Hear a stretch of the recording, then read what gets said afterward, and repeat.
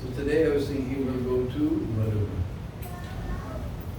Madhuban is a very special forest that's famous in all the four yugas, Satya Yuga, Treta Yuga, Dwapara Yuga, and Kali Yuga. All four yugas is famous. So it's very, very ancient forest, and it's not far from our temple. It's about 25, 30-minute ride from our temple, Krishna Mandir. So way back in the beginning of Satya Yuga, there was a great king who had his capital in Bardhismati, just near Kanpur. And now we have a beautiful marble temple just in that same Bardhismati place. It's just outside of Kanpur. A huge temple is there.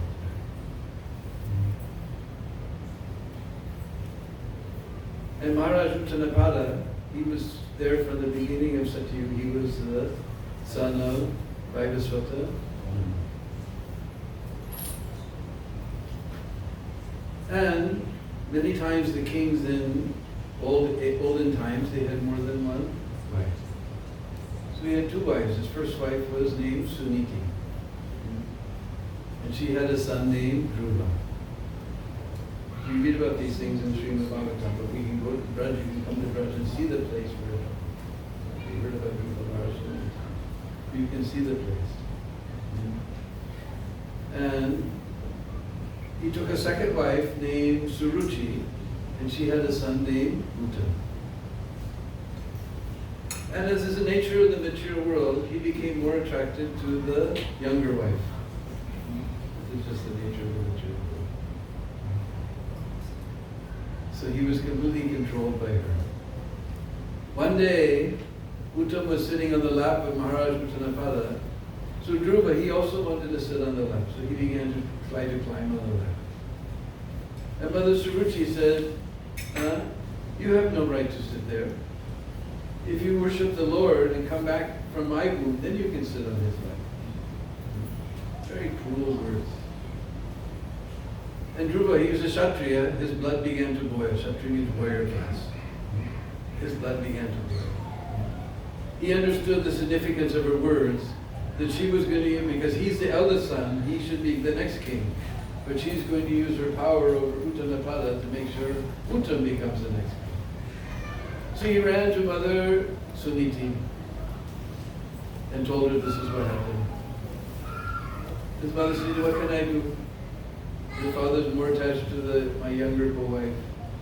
Nothing I can do. Only Bhagwan can help. Where is this Bhagwan? And Prabhupada explains that she was a very simple woman. She said, I don't know, but all the sages and sadhus, they go to the forest, so it must be that Bhagwan lives in the forest. All the sadhus go to the forest, they must be there in the forest. So Dhruva Maharaj said, all right, I'm going to find out this Bhagwan, and I'm going to ask him for a kingdom greater than my grandfather. And his father was Manu. Manu is the son of Brahma. So greater than his great-grandfather means even greater than Brahma. And Brahma's kingdom is the whole universe. He's a real Kshatriya boy, very ambitious.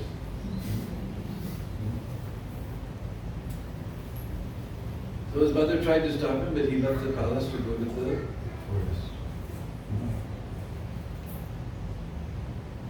Now it's not in Srimad Bhagavatam, but one time in 1999 Kumbh Mela, there was some company put up Kumbh Mela in Prayag, in Allahabad. That time there wasn't digital screens, they had rear projection screens, if you remember projecting screens. I know how old I am. And they were showing all religious films, you know, Krishna, Ramachandra, Turning of the Ocean and Mill, and Sringadev, like that. So one day I was walking around the Kumbh Mela, and they were showing Dhruva Maharaj. And it must be in one of the Puranas, it's not in Bhagavatam. But what happened was Maharaj Uttanapada found out his son went to the forest, so he began to get ready to go to the forest to find out his son and bring him back. So he was getting ready, And Suruchi, his wife, came. She saw he's leaving the palace. And Prabhupada said, the secret weapon of the woman is tears. She began to cry. Oh, you're going to the forest and leaving me alone. So Maharaj Uttanapada, he couldn't go to find out Guru. He was stuck. A little while later, Manu appears on his father appeared on the scene, Manu. He said, oh, Pita Sri, how wonderful to see you. So Manu asked, everyone in your kingdom is happy? Everyone in your kingdom is happy? There's a different classes of people, we ask different questions. To a Brahmin, a priest will ask, is your yajna going on, your sacrifice going on nicely? Is your bhajan going on nicely? To mercantile class, your business is going on. But to a Kshatriya, we ask, are your citizens happy? Oh, Pita Sri, by your grace, all my citizens are very happy. And Manu said, yes. And Dhruva and Suniti, they're not your citizens? Are they happy? Can you tell me, are they happy? Very dramatic scene. When even in your family such injustice is going on, anyaya or such injustice is going on in your family, what can we speak of your kingdom? And why this injustice is going on? The only way I could translate the Hindi was just because of the beauty of some little chick. Kisi choti si nari ki sundarta ke liye ye nyaya ho raha hai. Very dramatic scene. Just then, there was some company that was putting on these films. The advertisement came. Fair and lovely. There was a new beauty soap called Fair and Lovely. Right at that point. I was rolling on the sand because in Kumbh Mela there's only sand, there's sky, and there's sun. And somehow in between the three, a huge, gigantic city of tents appears. So I was just rolling on the sand. So anyway, Dhruva Maharaj, he went to the forest to find out Bhagavan. So Prabhupada explains, when somebody tries to find out God, that God helps him by sending the spiritual master. So he told Narad Muni, go see what this little fellow wants. So Narad Muni came there, and he stopped Dhruva Maharaj, and he said, where are you going, little boy? And he told him, I'm going to find out this Bhagavan. I'm going to ask him for a kingdom greater than my great-grandfather. He said, but you're a prince, king's son, you're used to soft life, eating nice puris and sandesh and paneer sabji and halwa. Here in the forest, you only get dry leaves to sleep on. You only get berries that only monkeys eat. Better you go home and do your Krishna consciousness at home.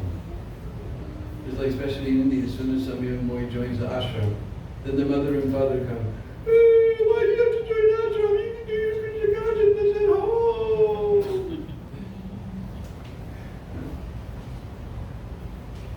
So, Prabhupada explains, Dhruva Maharaj, he looked at Narad Muni, he said, look, if you can tell me how to find out Bhagavan, then you speak, otherwise you be quiet.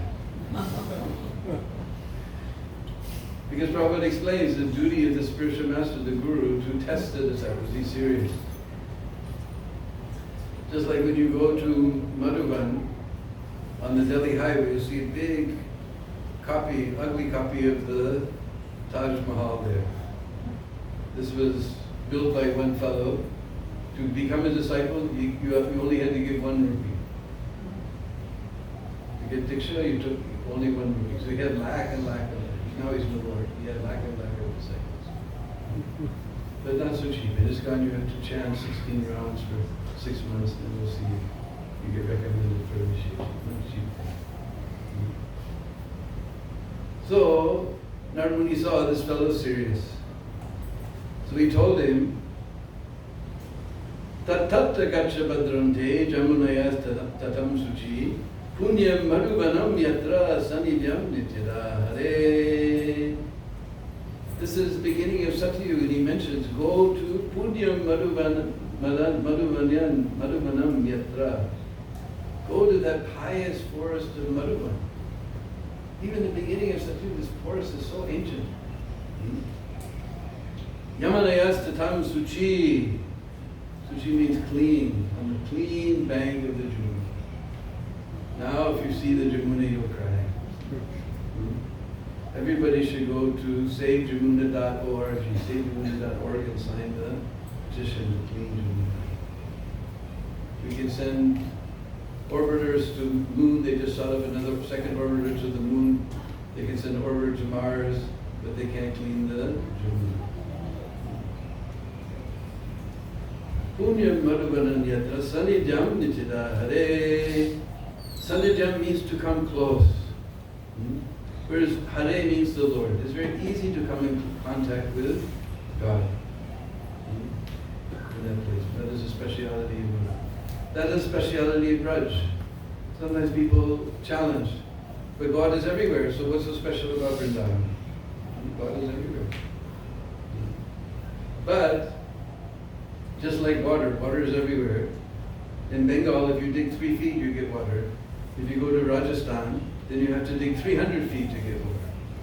Water is everywhere, someplace easily gotten, someplace not so easily gotten.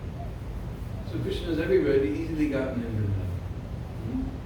Just like one time our head pujari, Mukunda Datta, he went to Europe traveling. And he came to Rome, and since he was the head pujari of Krishna Balaram temple, he got opportunity to meet the Pope. So he was sitting there talking with the Pope, and he saw there was solid gold telephone there. And he looked at it, and the Pope saw him look, he said, yes, it's direct line. That's right, direct line. Yeah, you want to talk? I said, no, that's okay. Go ahead. So Mukunda picked up the phone, he asked, the offerings are going on all right, you're getting everything nicely, the devotees are treating you nice. So he asked how much is, no, you're my guest. Don't worry about it. No, I can't use your phone and not pay. No, you're my guest. No, I can't use your phone. $323. So Mukunda Datta paid him. After some years, the Pope came to India. He was in Delhi. Then he remembered that Mukunda Datta is there in Krishna Balaram Mandir in Vrindavan, just 90 miles south of here. So he went there. Mukunda Datta brought him up to his office, and they were talking, and the Pope saw there was solid gold phone also there. He said, you have one too? Yeah. You want to talk? I said, no, it's okay. Go ahead. Use it. No, use it. No, it's okay. Go ahead, use it. So he picked up the phone. He said, I don't know what to do. These Hare Krishnas are buying our churches and turning them into temples. What should we do with that? Then he said, how much is it? He said, don't worry about it. It's nothing. No. I can't use your phone without paying. No, it's nothing. Don't worry about it. Huh? No, I can't use your phone without paying. Said, no, it's nothing. No, I must pay. All right, 2 rupees. 2 rupees? Yeah, local call.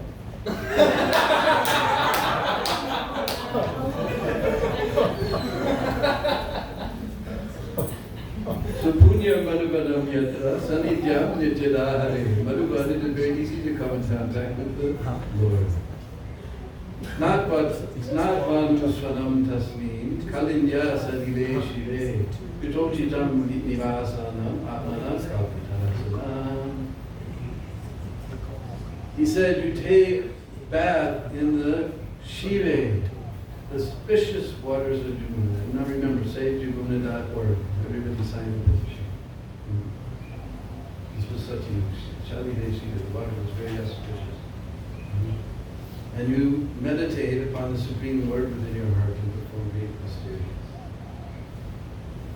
So, ityuktastam parikramya pranami charnipavaka yuyam madhuvanam punyam hares charna charchitam.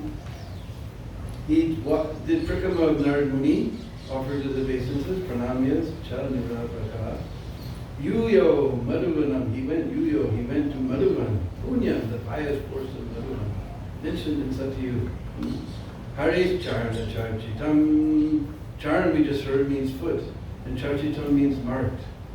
That place is marked with the lotus footprints of Hari. Hari's Charna, Charchitam.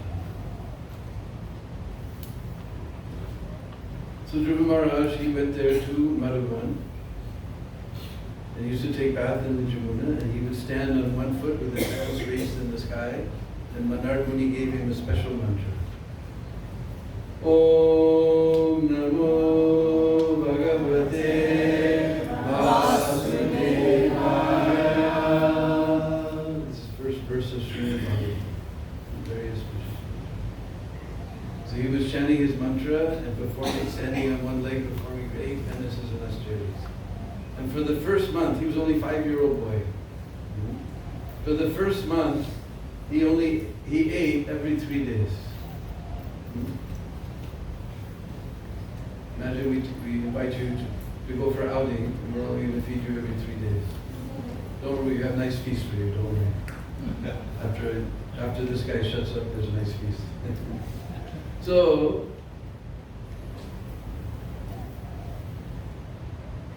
that went on for 1 month. After 1 month, he thought that he had to increase his austerity. He began to eat every 6 days. The next month, he thought, all right, I will drink water every 9 days. Then he thought, next month, I will take only air every 12 to 15 days. Meanwhile, he was becoming very, very powerful by his austerities. Because when one performs penance and austerities, he gets great power. Like anything you do in life, you have to work very hard to get the result. He was performing great penances and austerities. He became so powerful, at the end of the 5th month, he decided, all right, I will stop breathing altogether. He took one deep breath, and he stopped breathing. But he had become so powerful that he was identified with the whole universe. When he stopped breathing, he stopped the universal breathing. Nobody in the universe could breathe. Everybody ran to Lord Brahma. And Lord Brahma, he started the universal breathing. And they said, go see this guy. He just stopped the universal breathing. We don't know what's happening next. And he was so powerful. If you're standing on one leg, you'll wobble a bit. But instead of wobbling, the whole earth was shaking. He was so powerful. So he was sitting there meditating upon the Lord within his heart, chanting his mantra. Suddenly the Lord disappeared from his heart. He tried again and again to see the Lord.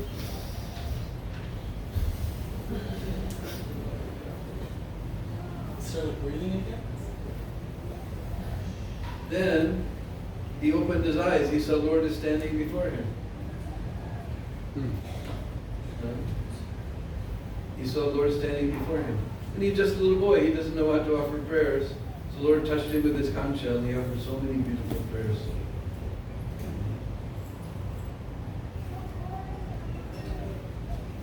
So then, Lord asked him, what do you want? And Dhruva Maharaj says, Swami Pitartos mi varam na yache. Yachna means to beg or to ask. Varam na yavar means benediction. I don't want any benediction. Now I'm fully satisfied. Pitart means fully satisfied. You can hear Prabhupada on the tape. Fully satisfied. And you can understand what it means. I don't want anything. The Lord said, Are, you left the palace, you performed so many penance and austerities for 5 months now, and at the end you tell you don't want anything. What is that? He said, I came looking for a broken piece of glass. What is he calling broken piece of glass? He wanted a kingdom greater than Lord Brahma. So our material desires don't rate. That's a broken piece of glass. Then our tiny little desires don't rate at all. But if you're looking just like glasses lying, and people drink their beer and throw the bottles of glasses lying everywhere, nobody cares. But if in the broken piece of glass you find a rare jewel, he said, I was looking for a broken piece of glass, but I found a rare jewel. How much satisfied one would be? Broken glass, there's no value, but a jewel, great big jewel, so much value. So when I have got you, then what is the use of kingdom or anything? I don't want anything. Now I'm fully satisfied. The Lord is so kind, he said, don't worry. Now you go back. Your father will be very happy. Your mother will be very happy. Even your stepmother will be very happy. Because now you're a Vaishnava, you're a devotee of the Lord. Everyone will be happy. And you will get the kingdom. Then after you rule your kingdom for many thousands of years, then you'll go to the Dhruva Loka. pole star, that's called Dhruva. Because that's not a material planet, that's a spiritual planet in this universe. So that you put your camera on the pole star and leave the shutter open, and you see all rings like this around the sky. But that pole star remains a point. Everything is moving around him. He's a spiritual planet. Within this material universe. He wanted something greater than his great-grandfather. His grandfather's running the material universe, so he gave him the spiritual planet. So Dhruva Maharaj went back. Even Suruchi, his stepmother, fell at his feet and was crying and accepted him back. He became the king, he ruled, and now he's staying there on the Dhruva. So we hear about these pastimes, but we can go to the place. How much time we have?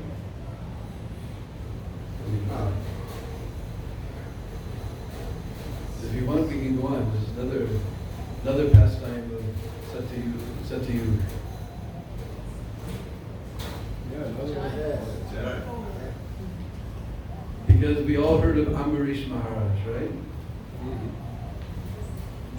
He was a great king in Madhya Pradesh. Somebody told me his kingdom was a place called Hoshangabad.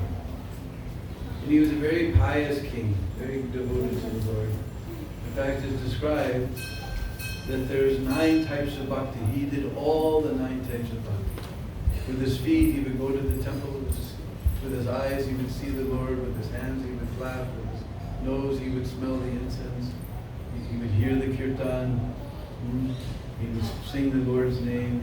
Never a bit about it. He's an emblem of all the 9 practices of bhakti.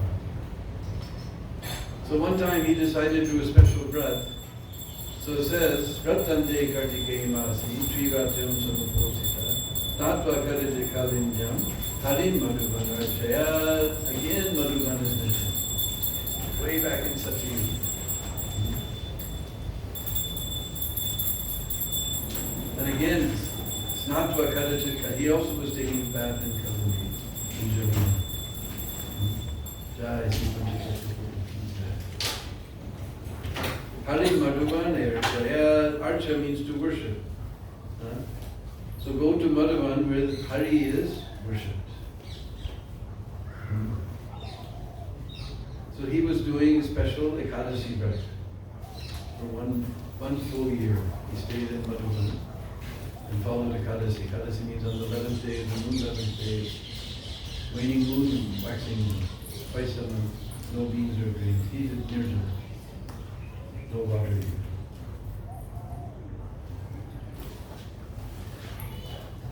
So, at the end of 1 year, he followed the last Ekadasi of Kartik, and he got ready on the Dwadasi day to break his fast, when none other than Durvasa Rishi appeared on the scene. And Durvasa Rishi, remember, he's very famous for being angry. So Durvasa Rishi appeared on the scene. So Ambarish Maharaj was overjoyed. He said, "Oh, I'm about to break my fast, and a great sadhu has come. I will feed him and get lots of benefit, and then I will break my fast." So all these sadhus, you read real sadhus, they're very, very clean. He said, "First I have to take my bath, then I will take your meal."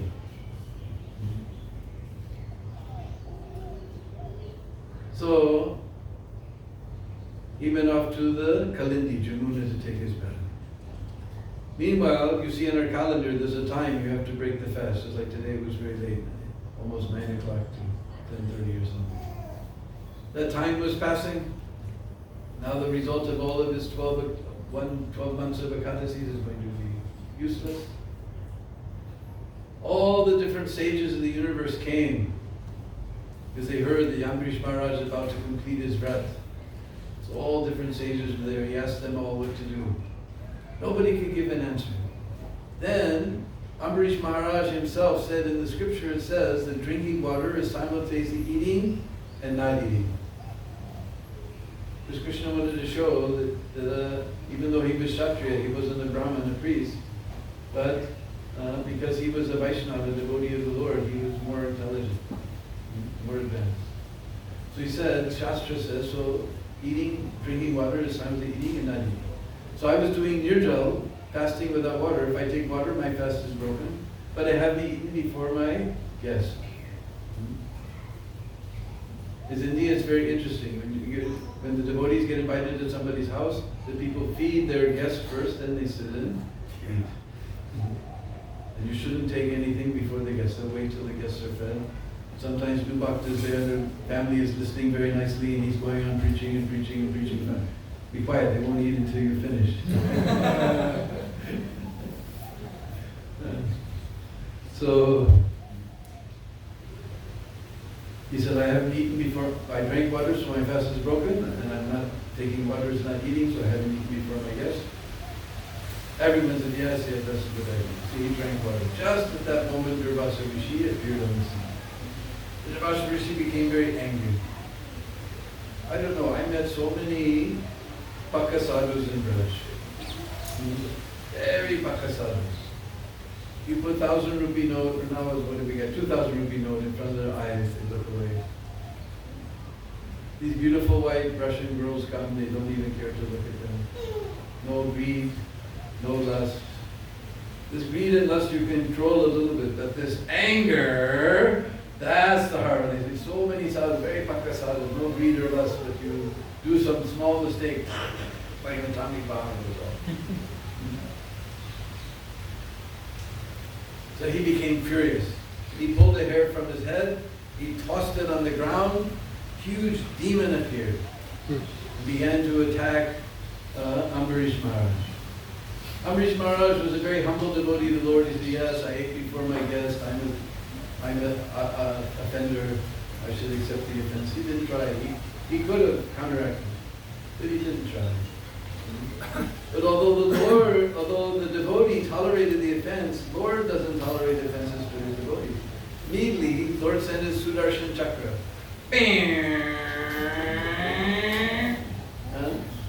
And the Sudarshan Chakra cut that demon to pieces, and because Durvasa Rishi had sent it, then he went after Durvasa Rishi. Durvasa Rishi was running, right behind him.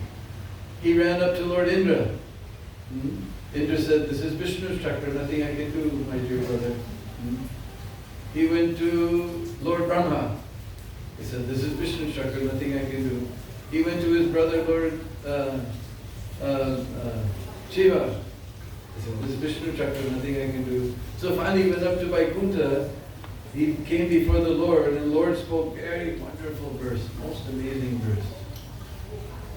He says, Aham bhakta paradino.